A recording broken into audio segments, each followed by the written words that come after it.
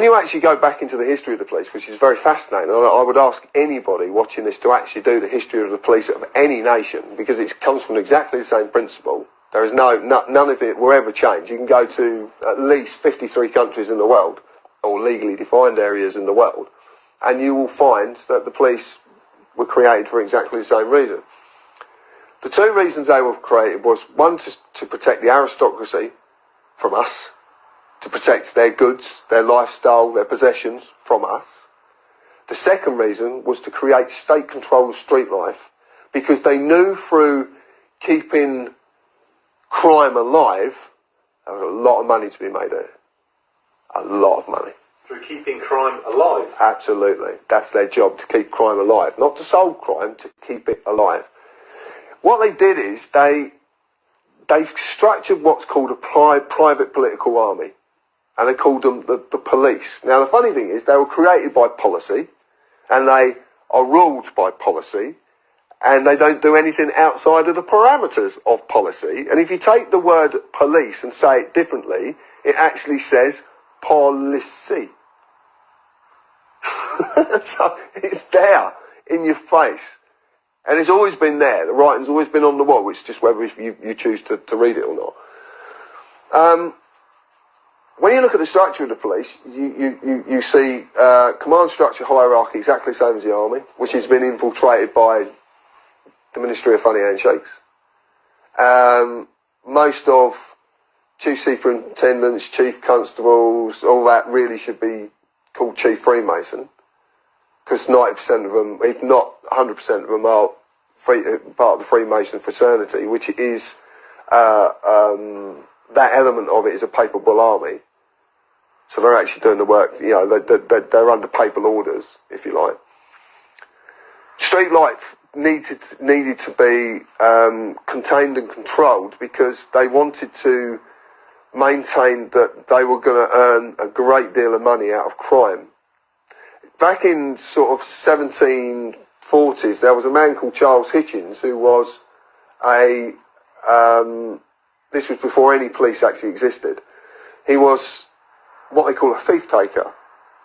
Now, the thief takers were quite interesting, because the thief takers would go and reclaim stolen property and sell it back to the people it had been stolen from.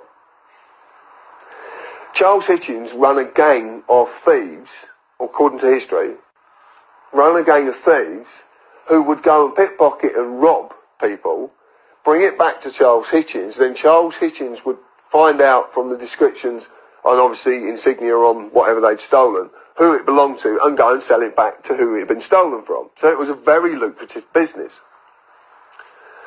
Now, he married a lady, and she had come into some money. She actually come in, she sold, her dad left her a house, they sold the house, and he got over £700 at that time, which is a lot of money, which at that time would have been backed by gold, so it would have been worth quite a lot of money. So anyway, he decided he was going to buy himself a position, and he bought himself the position of High Sheriff of the City of London. There was two of them. He bought this position. He wasn't elected, he wasn't given it, he bought his position.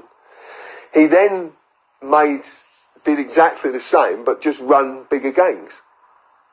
But using the smoke screen of being the High Sheriff of the City of London. He was then caught doing it. He was actually, I'm sure a man was called Jonathan Wilde. That seems to ring a bell. But he basically was his partner in crime. They'd done the dirty on each other, and one grassed up the other one, and Charles Hitchens was suspended on full pay.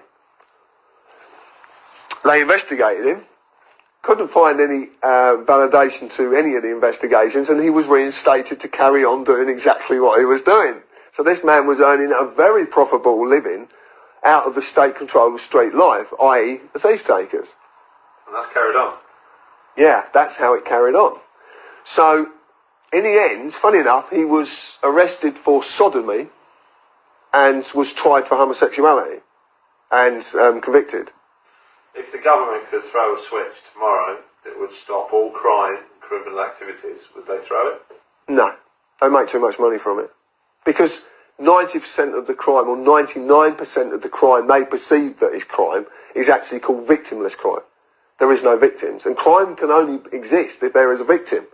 If there is someone who harm, injury or loss was caused to. If you go through a speed camera, who have you injured?